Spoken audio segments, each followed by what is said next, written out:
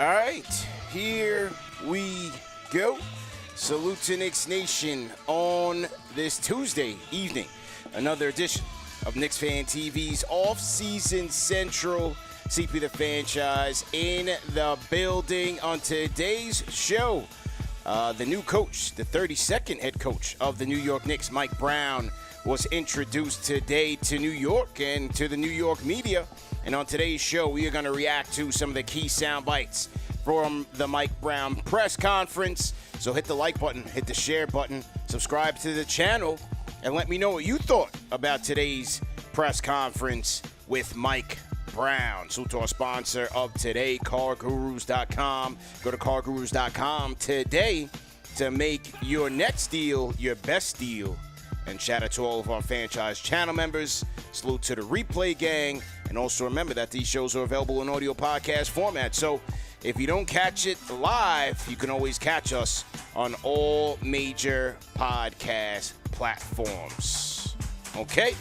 Let's get right into it, man. Let's get right into it. Okay. All right. Okay. So to you guys, man, I got the chat on my phone. For some reason, there's like a little YouTube glitch. I got the chat going on my phone because I can't see it from my console. But nevertheless, we adjust, man. So to you guys, hope everybody's feeling well. Stephen Gomez, Louisiana Knicks in the chat. I see you. Shout out to Just Call Me Damn. How you feeling? Chef Burgess, Jay Burgess in the chat. TM, I see you. Salute to you. Lash. Shout out to LaShawn Paul in the chat, man. Brendan Cooney, how you feeling? And New Growth Zeus, see you guys. All right, man. What we think about today's presser with Mike Brown? What we think, man? We got the next chick in the background. You know, she's cooking and damn near killing the chicken. She's hunting in the background. And, you know, it's just a little background noise, a little ambient noise, if you will.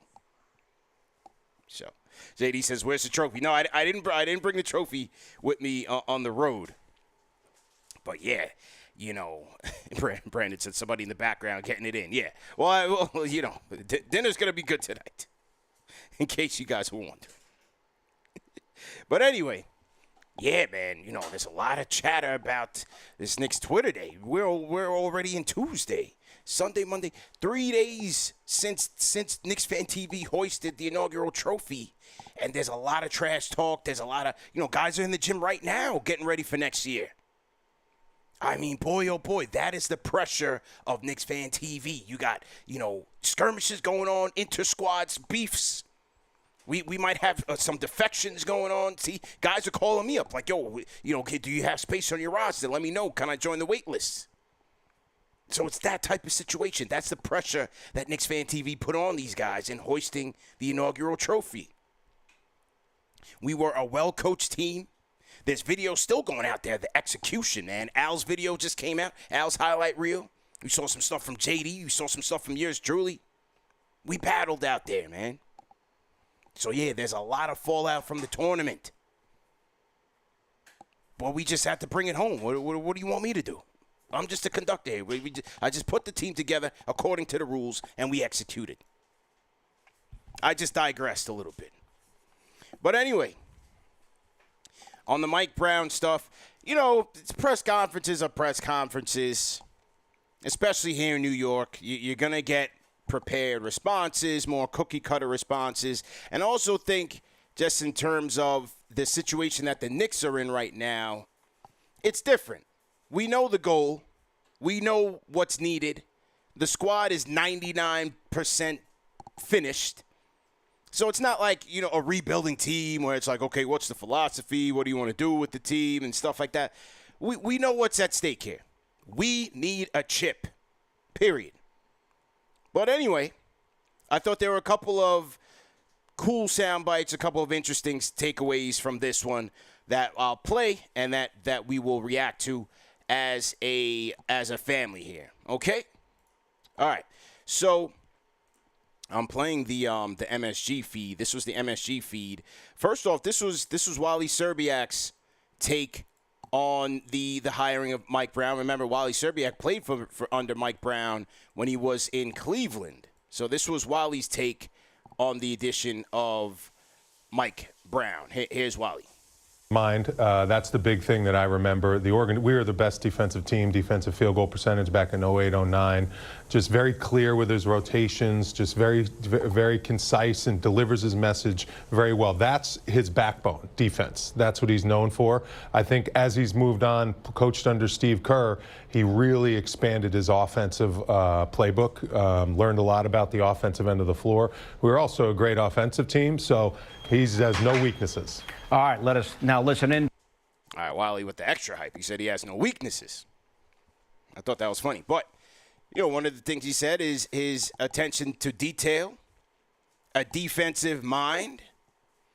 Sounds like someone we used to know.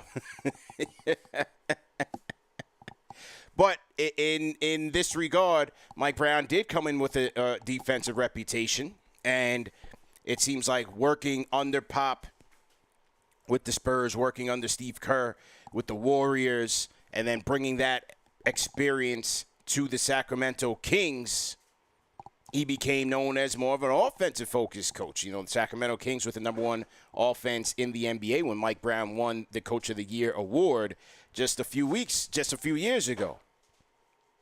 So seems like a guy that has evolved, and I'm sure his coaching staff had a lot to do with the system that they played. So that was Wally Szczerbiak's remarks on Mike Brown. Okay? Now, here was Mike Brown's opening statement here when he met with the media. Here we go.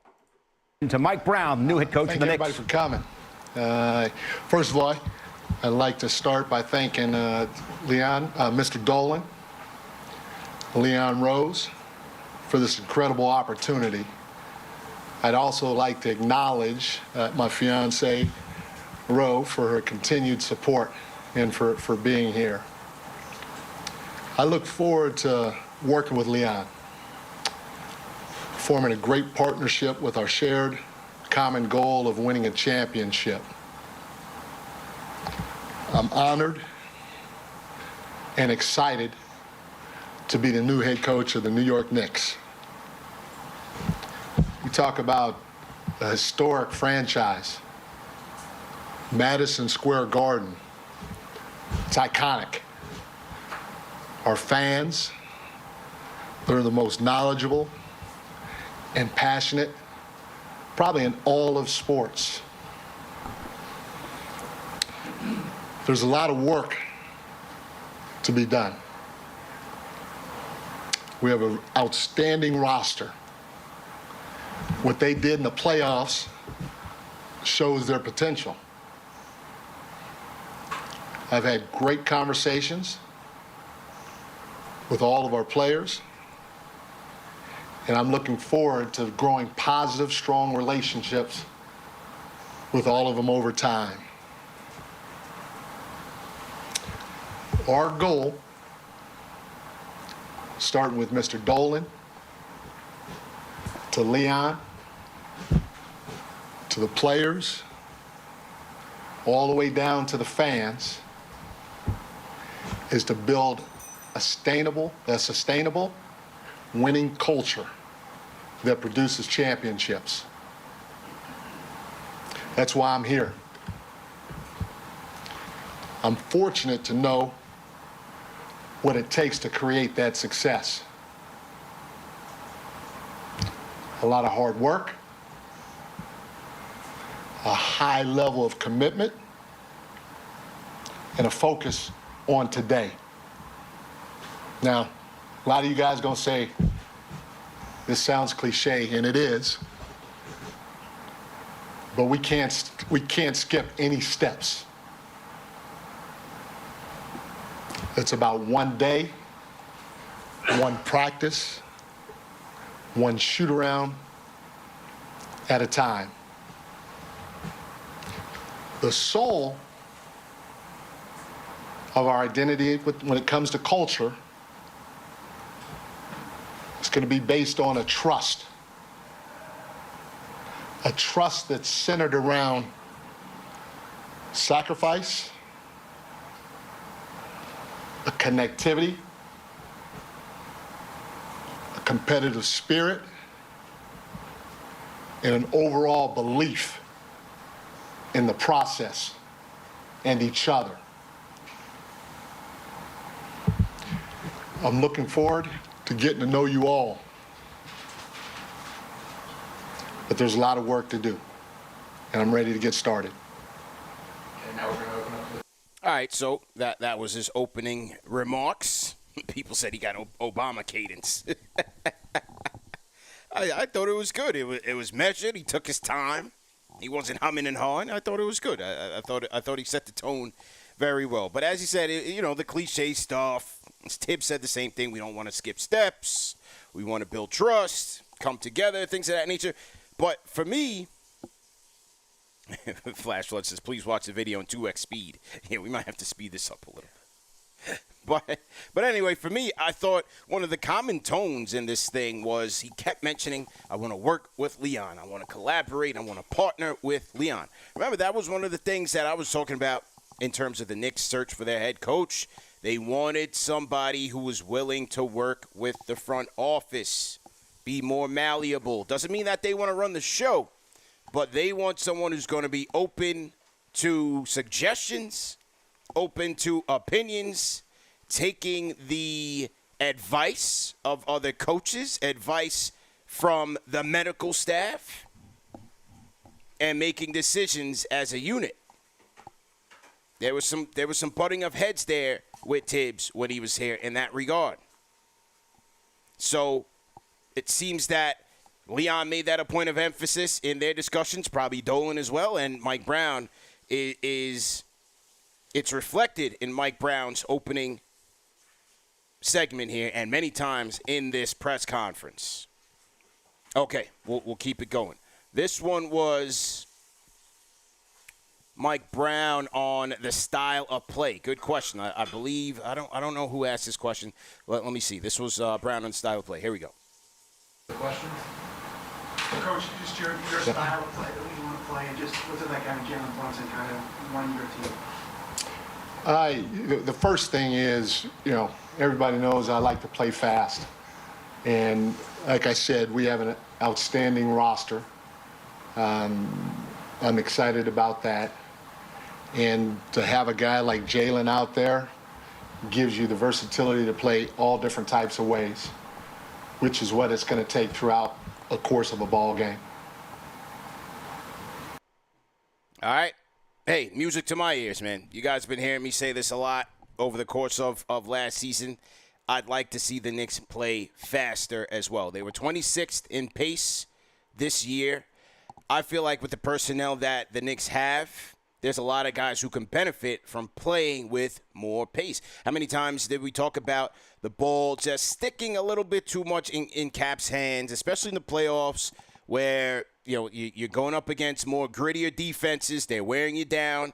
Before you know it, it's 11 seconds on the shot clock, and you're hurried into doing something that it just doesn't come off as clean. There are a lot of guys to me who can benefit for the Knicks playing faster. Mikal Bridges, Josh Hart, I think OG, Deuce. It's a lot of guys who can benefit from the Knicks playing faster as opposed to being a grind in the half court. Now, the pace was heightened with Mike Brown in Sacramento. Yes, a lot of that was personnel with him having Swiper, De'Aaron Fox, one of the fastest guards in the entire NBA. So it's understandable. Personnel will certainly matter. But I do think with some of the concepts that he was running in Sacramento, some of the Princeton offense concepts, some of the UCLA actions, just making quicker decisions and quicker pace, even if you're in half-court settings, I think will do the Knicks very well, do very well for the Knicks in terms of their offensive flow. So that was good. I like to hear that from Mike Brown, playing faster. Andre Bryant, playing faster means you got to play smarter. Absolutely. Got to make good decisions. I agree with you 100%. Okay, so that was Mike Brown on the style of play. Now, the next question was in regards to, the expectations, championship expectations. And this is what Mike Brown, his response to the heightened expectations and the pressure here. Here we go. Than I do. The expectations you're stepping into. Well, there's nobody has any bigger expectations, first of all, than I do. My expectations are high. But this is the Knicks. I talked about Madison Square Garden being iconic. I talked about our fans. I love and embrace the expectations that come along with it. So I'm looking forward to it. Yeah, quick answer there, but again, hey, this is going to be a pressure cooker for this coach, and for a guy like Mike Brown, he has the experience to be able to handle it. He's been to 6 NBA Finals, as he said. He's been NBA Coach of the Year twice, coaching superstars LeBron, Tim Duncan, Kobe Bryant. So he gets it. I think he'll be able to handle it here. Now the team will just have to go out there, execute, win games, and win a championship, and then he can keep his job. So yeah. That was Mike Brown on the expectations. What do you guys think about that response there? Okay.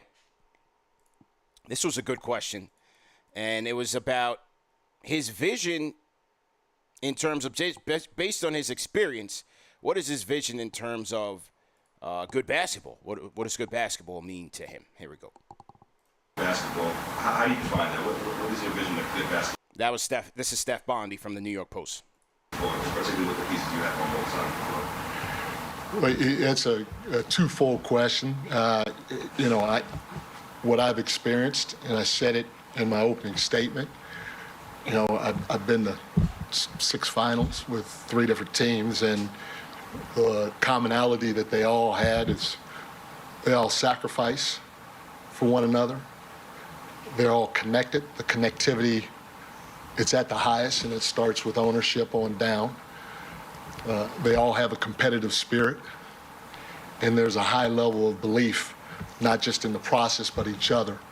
So those 4 things are common amongst all the teams that I've been with that have participated in the finals. All right, so you heard it. Competitive spirit, collaboration, buying into the system, all that good stuff. That's what Mike Brown sees in terms of his vision of what constitutes good basketball. Some people in the chat, shout out to Bobby Marchetta. Some people ask, he's asking, how does he explain all the times he's been fired recently and why? No, he didn't really get into that. Those were some of the questions that he tried to shy away from. And you're not really going to get those type of responses. I didn't expect to hear him explain what happened in Sacramento or explain his side. You're not really going to hear things like that. We still got to do that episode with James Ham, beat writer from Sacramento. We haven't been able to connect on a time to talk about what happened there in Sacramento, but we're going to do that. We're going to do some research and try to get an understanding of what happened there. But yeah, I didn't expect that. And then, he was asked about Tibbs and comparing himself to Tibbs. I thought he handled that very well. Like, you're not going to expect to say, well, he didn't do this or, I'm going to do this. No, he took the high road. He said, I know Tibbs. He's a good coach. I'm going to do things my way, pretty much. So, again, some of the things that you can expect. This was James Edwards' question to Mike Brown in terms of what he did to sell himself to Leon, James Dolan, and the team. Here we go. James Edwards, My pleasure. obviously when you're going into a job search, you want to sell yourself to the team. When you go into those, what do you want to hear from the team in terms of what they want to do to help enhance you and set you up for success too? The first thing, the only person I really had to sell myself to was Ro, and obviously it worked. That's why she's sitting right there. But I respect Leon's process. I feel like I'm a detailed guy. I feel like I'm thorough with anything and everything that I try to do. So it's no different here. I was just myself throughout the process. Had great conversations with Mr. Dolan, obviously with Leon and his group, because my whole thing is I want to form a partnership with him to do this together. It's impossible. Gee, there goes that partnership talk again. To do on your own, and obviously the outcome is exciting for me because I'm sitting in the seat that I wanted to be in. Mike, how are you? Chris Herring from ESPN. Yeah, that was that. Wants to form that partnership with Leon. And he talked about just being himself, selling himself to James Dolan and to Leon Rose, respecting the process. Okay. What else do we have here from Mike Brown? This was a good question. In the whole lens of him being fired, coaches get recycled in this league. He's been fired multiple times by multiple teams. So the question that was asked was, why do this again, knowing that, hey, this is a cold-blooded business. When you win and everything is cool, but when you're not, you're shown the door. And he got shown the door pretty quickly in Sacramento, and that was after them being a number 2 seed in the West, winning the Coach of the Year award, number 1 offense. I mean, the first time being in the playoff, light the beam, all of that. Next thing you know, he's lighting up the unemployment line. It changes that fast. So here was his response to the question of why do this again? Surprised people. The team had done very well. The guy had a great run there, took them to places they hadn't gone in a long time. Is it getting harder as a coach to sort of understand what the organization wants, or why do you want to keep doing this? Jump right back in and keep going as a coach. I mean, I'm passionate about coaching. I want to win. And, you want to be in a great place that has like thinking. And so I know for me, especially speaking with Mr. Dolan, speaking with Leon, and I have a history with Leon, knowing who he is as a person, knowing that I'd love to partner with him, and then looking at the roster. And the reality of it is, Rose said, we better move to New York because I'm a foodie. So when you combine all those things, it was a no-brainer for me. The league is the league, and there's always going to be ebbs and flows in terms of how the hiring and firing process goes, and you just embrace it and you keep moving forward. Yeah, I mean, look, man, if you have a passion for coaching, how can you pass it up? You're getting paid $10 million every shot. You're in New York. If you're getting fired, you're getting everything guaranteed. Ask Tibbs. He's probably in, Bora Bora somewhere sitting on the $30 million watching film. So if you're a basketball lifer like these guys, to be a coach, you got to be a basketball lifer. If you're a lifer, of course you're going to take the opportunity when it comes. Some guys don't get that chance again. Where's guys like Jeff Hornacek at? Where's Derek Fisher? Some guys, is one shot and done. Where's Darvin Ham? So, to have a career in coaching, to keep getting those chances, and look, he's got a 454 and 304 record as an NBA head coach. He wins a lot of games. And when that money, Jet Life, when that money hit the bank account, hey, I'll do the job. I do the job. So, look, there's a lot of retreads in the NBA. I give the Rick Carlisle example. Pistons, he's not the guy. Larry Brown comes in, he wins the championship. Larry Brown comes to New York, he's the worst head coach in franchise history. Carlisle goes to the Mavericks, wins a chip. He's the best. Goes to the Pacers, brings them to the finals. He's the greatest. He's one of the greatest of all time. Personnel matters. Like, the coach is not playing. I always talk about coaches coach, players play. It has to be the right mix. Got to be the right mix. JJ says, do we have the roster to play fast? Personnel will matter. But again, I don't necessarily think it, and I'm going to get to his response in that lens. I don't necessarily think it means having to just be up and down the court all the time, because if you don't have the personnel to do that, you're going to get burnt out. But I do think what I mean playing fast, make quicker decisions. We don't have to hold the ball in the half court and bleed the shot clock. Quicker decisions, quicker shots. If Blockness is out there, we get more possessions, get the offensive rebounds, cutting off ball, gets you dribble handoffs. Like, quicker decisions doesn't necessarily mean breakneck speed. So I think there can be a balance based on the personnel that we have. Now, I would love to get more athletes in here. Of course, they need to get more athletic. But with what we have right now, it's good enough. If the system fits, they're executing, they're moving the ball, and generating more good looks that way. Junior says Fizdale's the worst coach in franchise history. Yeah, sure, you can make the case. I'll give you that. I won't argue. But, I mean, thinking about that, again, the expectations, right?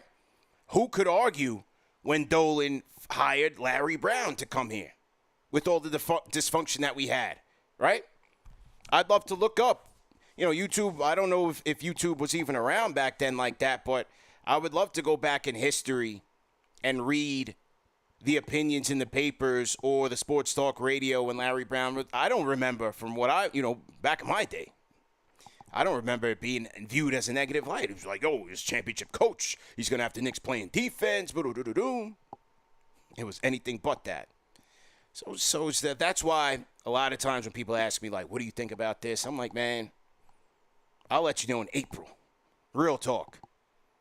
Because given the expectations with this team, like, we got to get through the growing pains. We got to get these guys used to the system, get through the growing pains of the system, make sure they get to the playoffs healthy. Then we'll see if Mike Brown was worth it. I don't think there's anyone out there that can truly judge this as a success or a step back from Tibbs. I don't see how you can. We got to see. Budenholzer won with the Bucks and was a colossal failure with the Phoenix Suns. Every player hated him. He had beef with KD. He had beef with Book. He beef with Beal. He's with the Bucks, and he's the greatest thing ever. So there's so many variables in this thing, man. So many variables. Which is why I can't see how you can make an objective opinion on this until the games are played. Anthony Howard, welcome to the Fanchise channel memberships. Welcome to the family, Anthony Howard. Salute to Anthony Howard. Everybody welcome him in the chat. He just joined the Fanchise channel memberships. I did see someone drop a super chat. Like I said, for some reason I can't see the super chats from my desktop, from my laptop, and I can't see it from my phone. So whoever did leave a super chat, I see James Carter. I'm just scrolling up in the on the phone here. James Carter, appreciate you and appreciate everybody for submitting a super chat. Okay, I think I had a couple more from this Brown joint here. Oh yeah, this was the last one. And when we talk about do we have the personnel to play fast and all of that, this was the last question from Mike Brown. Here we go. And so to have the versatility, Mitchell's vertical. Oh, this was Ian Begley's question on Towns and Mitch on the Twin Towers. And once I get my staff together and we dive more into it, we'll figure out, all those types of things. I'm excited that they're both on the team, obviously, because they're two different players. Mitchell's a vertical threat. Cat, as you know, is a space threat. And so to have the versatility that those two guys bring to the table is going to be a lot of fun. So I didn't really answer much on it. He didn't really give you a response to it. Yeah, you can see the chat from yours. I just can't see it from mine. No, it's all right. I'm almost done. So, look, there is a lot to like with their versatility, as he said. I'm sure we will see Cat at the 5, and I'm sure we will see the double bigs. We should. We need defense. We got to be able to win with defense, and we can match up with certain teams, the Cavs. We can match up with the Cavs with double bigs. Now, certain teams, we might get sped up a little bit, or they might use their smaller size and their speed against us, and then you adjust that way. But I think we will see those two guys together. Will we see them starting? I would love to see it, but we'll see. As Mike Brown said, once he gets his staff together, he'll take a look. It's still a little bit early. Okay. In all your stops, is there a Mike Brown way to play, or do you adapt to roster and opportunity each time you go to? No, that's a great question. I think you You have a philosophy on both ends of the floor, but you have to make sure that it fits with your personnel. So it's ever evolving, and it will be here once our roster is final, our staff is final. We'll lay the groundwork or the foundation for what we're going to do going forward as a unit. Thank you, everybody. All right, so, basically sounds like what he's saying is, hey, based on how we evaluate the roster, then we'll figure out how we want to tailor the system to the personnel, which is how it should go anyway. You don't want to just force this template on the team if it doesn't fit, because that's a quick way back to the unemployment line. You got to make sure that the way you're utilizing the talent meets the style of play that you want to implement. Simple. So like I said, I don't expect them to be, firing up and down like the Kings were, because Fox is not Brunson. Brunson is not Fox.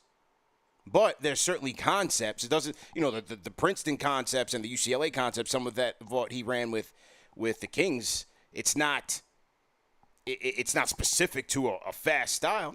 No, there's concepts of it where you want to make quick decisions, play with a bit more pace. But it doesn't mean that you just have to have athleticism all over the court and just be blazing up and down like the Pacers. So that was pretty much it. They wrapped it up after that. It was 24 minutes. Somebody on Facebook is asking the question. Bro, Mike, I see you. Shout out to you. Anthony Ordorno says, did Knicks executive management conduct an official introductory press conference today? Did they answer questions from? Yeah, this is it. This is what we're going through right now. So that was pretty much it. But like I said, when it comes to these things, look, welcome, coach. Welcome to the team. We got work to do. That's all I needed. Just a little 5 minutes. I'm happy to be here. Thank you, Mr. Dolan. Thank you, Leon. We got work to do. That's pretty much it. I wasn't expecting too much from this, but he seemed relaxed. Maybe he started off a little shaky. He might have been a little bit nervous. That's natural, but he seemed a little bit relaxed. He's ready for the job, and I think he's ready for the task at hand. And especially, hey, I'm sure he felt like he caught a raw deal in Sacramento. He's got something to prove. Though everybody's got something to prove. Him, the team, the organization. Shout out to TM. He showed me how to find the Super Chats on my phone. So I did. Yeah, shout out to JD. He left the Super Chat. Said, where's the next Twitter Day trophy? And James Carter. Shout out to you and welcome Anthony Hayward. All right, let me see what's going on in the chat. I got a meeting at 6:30, so we did get to the end of this, but I'm just vibing with the people. Salute to you guys. Cardoza says, I truly believe Mike Brown gets his championship with this team and the fan base dying for a championship. I hope you're right. That's what we're looking for. That's definitely what we're looking for. Dianelle Almonte, salute to you, man. Henny says Mike Brown will shock a lot of people and the Knicks will win the next championship. Certainly hope so. It's wide open, and there's no better time than now. The Shells, he's listening while driving. Shout out to the Shells, a.k.a. our DJ for this Saturday's Knicks fan meetup in Las Vegas, man. Looking forward to seeing everybody down there in Vegas at 24 Oxford inside the Virgin Hotel, man. The next Knicks fan meetup is this Saturday, 8 p.m. Pacific time. So everybody that is coming through to Las Vegas, make sure that you come there. There is no Knick game on that day, so I want everybody there.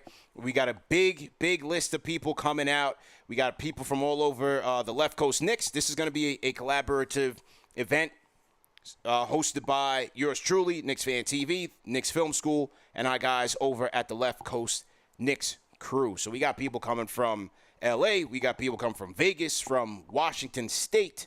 I saw New Mexico, I saw Arizona on the RSVP list, people coming out from New York, from Texas, Miami as well. So, hey, it's going to be a great time. I'm hoping to see everybody out there. We're still finalizing some guests, and we're still finalizing the run of show. So I got a meeting in a couple minutes to get that locked down. But, yeah, going to be a good time. 8 o'clock Pacific time. Come through the venue inside the Virgin Hotel, 4455 Paradise Road. It's called 24 Oxford. So when you get inside the Virgin Hotel, just look for the signs, or you ask somebody where the 24 Oxford is at, and they will direct you accordingly. yeah, definitely going to be a good time. And then Summer League starts on Friday, man. So post-game, we'll have post-game overreactions to the Knicks' first Summer League game starting this Friday. And then they will have games on Friday, on Sunday, Tuesday, and Thursday. Every other day, the Knicks will be live from Las Vegas, and we'll be live for our post-game overreactions, a tradition unlike any other. Okay? What else? Oh, that boy Jordan Clarkson touchdown in New York, and he got busy right away. Went straight to Chris Brickley in the Black Ops studio there at the what gym is that? Lifetime Fitness. I think this is TM. This is Triple M's building. Triple M's a little bougie. I think he lives in this building. So, but anyway, Clarkson popped out. You know what I mean? He's hooping in his Nick Polo. He said, "Let me give the fans a little highlight reel real quick about what to expect." All right? So there's Jordan Clarkson, man. So we're getting Summer League summer is kicking off properly. We got Summer League coming up for the overreactions. And one of the best time of year is the summer where we overreact to workout videos. So Jordan Clarkson sets the tone with the first workout video of the summer. All right? So yeah, so there it is. Shout out to Jordan Clarkson and welcome to New York. As I said, with the event, with the fan meetup, you can RSVP, KnicksFanTV.com, KFTVmeetup.com, all free. We want everybody out there. It's going to be a great time, just a vibe with some friends. The Shells, a.k.a. DJ Uncle Mike, on the ones and twos. It's just going to be a good time, man. Just come network, meet some people, meet some Knicks fans from all over the world who's going to be there in Vegas. And that's how we doing it, man. Very much looking forward to meeting everybody out there. All right, what else we got here? Just reading some more super chats. Did he pull up from half court? Yeah. Yeah, he's ready.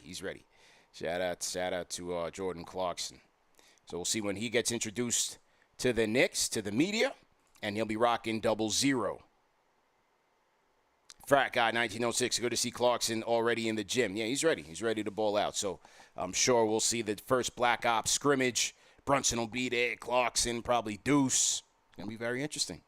That Knicks backcourt could get very interesting. You know, I think backup point guard has to be the priority for that last vet minimum spot. You guys let me know what you think in terms of who the Knicks should be pursuing here. Is it a Brogdon? Is it a Ben Simmons? I'd lead more Brogdon for me. I don't think, for a team with championship caliber aspirations, I just don't. I think the Ben Simmons thing is just finished. So is it a Brogdon? Knicks need a backup point guard, man. What do you think? Options are pretty limited. I don't see CP3 as a valid option. I think he stays out west. Need one more backup point guard, a ball handler, a playmaker. Options are slim. Cadoza says, I want a backup rim protector. You got Mitch. You got Huck Porty, Huckamania, and maybe James Najee gets that rookie deal. You never know. Gino and Joseph, I see you in the chat. How you feeling? So yeah, you just never know, man. Once again, shout out to our sponsor of the day at CarGurus.com, man. Hey, if you guys need to buy a car or sell a car, check out CarGurus.com. It's no wonder that SimilarWeb estimated traffic data shows CarGurus is the #1 most visited car shopping site, because making a big purchase should come with confidence, not confusion. CarGurus helps you cut through the noise, showing you the best deals and in-depth vehicle details so you can feel confident about your purchase. Because when it comes to your big deal, you deserve the best deal. All right, so check out CarGurus.com. They will connect you with trusted dealerships when you're ready, ensuring a transparent and hassle-free buying process. With over 4 million listings, CarGurus has more car listings than any other major online automotive marketplace in the U.S., so you can find the best deal. So buy or sell your next car today with CarGurus at CarGurus.com. CarGurus.com. Okay. Shout out to our guys at CarGurus once again, man. All right, man. Great show. Breaking it all down with the family as usual. Welcome once again to Coach Mike Brown. We should be back tomorrow. We'll be back live tomorrow. You guys want to get your calls in? Let me know what you guys are thinking. Vet Minimum, Mike Brown. Summer League expectations. Shout out to JD. We had a good show on the Summer League expectations for each player who could have a upgraded role in this rotation. Tyler, Pacome Dadier. We talked about Huck Porty. Go back on that show. That was a good show. We had the Clarkson signing reaction. We had the Abaselli signing reaction. We had a lot of content on Knicks Fan TV, so make sure you just click on the channel and click on either live or videos or shorts, whatever time you have to dedicate. We got something for you on the channel. So make sure that you are locked in and prepared as we prepare for this 25-26 campaign. All right? So salute to the replay gang. Remember that these shows are available in audio podcast format. We appreciate all of our Fanchise channel members for tapping in. And we will see you guys tomorrow. Peace.